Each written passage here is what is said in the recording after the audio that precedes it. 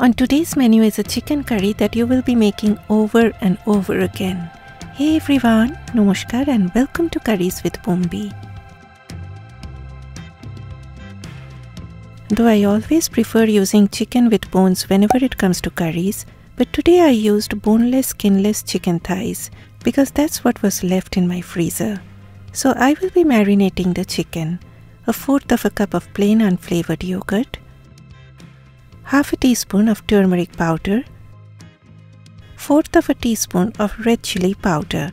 As some of you know, I always use Kashmiri red chili powder, which gives more of color and is mild in terms of heat level.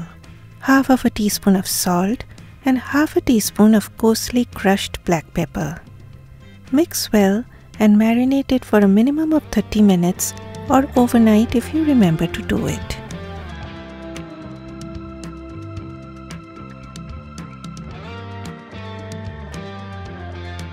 Okay, these are the things required for the gravy: a giant onion, ginger, garlic, and a large tomato. Now for this recipe you do not need any blender work. Everything needs to be chopped finely. Though I am using this manual food chopper, it doesn't mean you need one of these. Just do your best in chopping as finely as possible.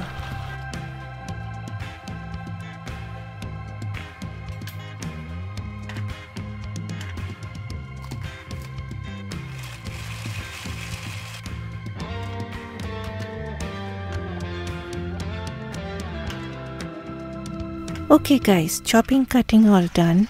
Now let's start cooking. Pan on medium-high heat with 2 tablespoons of oil. I have used mustard oil, but you can use any oil according to your preference. And then ghee. And you must be thinking, how much of oil and how much of ghee is she using? Well guys, it's Punjabi chicken recipe, so ghee is a must, and I love recipes with ghee. We need these whole spices: dried bay leaf, cinnamon stick, green cardamoms and cloves. We also need cumin seeds. And remember guys, heat the oil first and then lower the heat to low before adding any whole spices to prevent them from burning. Next add the chopped ginger and garlic. Stir for a minute on medium heat and then add the chopped onion.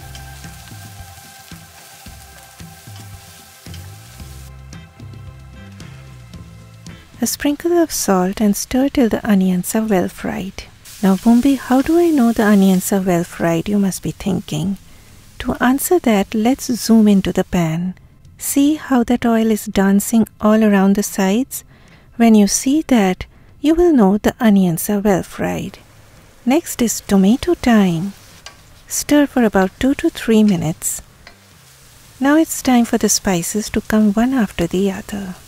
First one to enter is turmeric powder, the sunshine of Indian cuisine. Stir for 2 minutes. Then comes Kashmiri red chili powder. As I said earlier, it is used more for its gorgeous red color, but it is very mild in terms of heat level. But as I always say, if you want no heat, then just add paprika. Now time for the chicken to go in along with all that marinade till the last drop. Mix well and then again a tablespoon of ghee. If you do not have ghee, then you can even use butter. Along with ghee, the next spice powder to enter is ground coriander. Stir from time to time on high heat. Now guys, you want all that water coming out from the chicken to dry up. If you are using chicken with bones, you will see more of water than boneless chicken.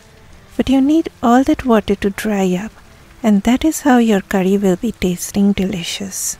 The water will evaporate and the oil will come to the surface, and then you'll know you've done a great job. As you can see, all the water has dried up now, so more of flavoring coming up. Kasuri methi, that is dried fenugreek leaves, which you should always crush before adding to release all that flavor, and garam masala powder.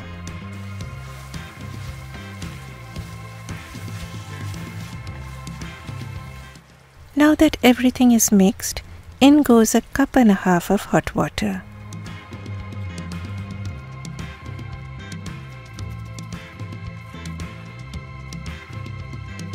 I also like adding 2 whole green chilies, but this is totally optional. Adding the chili whole like this doesn't make the curry too hot, but the beautiful flavor of the chilies get infused in the gravy. Cover on very low heat for 15 minutes. In between, just remember to give a stir and cover again. 15 minutes done, lid off, and look at that beauty.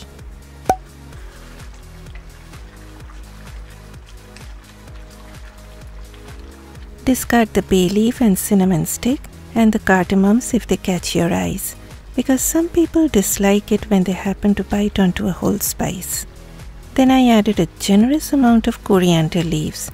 Serve this with roti or naan or rice, and if you have patience, then please make this the day before you plan to serve, because the flavors get better and better as it sits in the refrigerator. Please give this video a thumbs up so that it reaches more people, and please do leave a comment for me. Bye bye.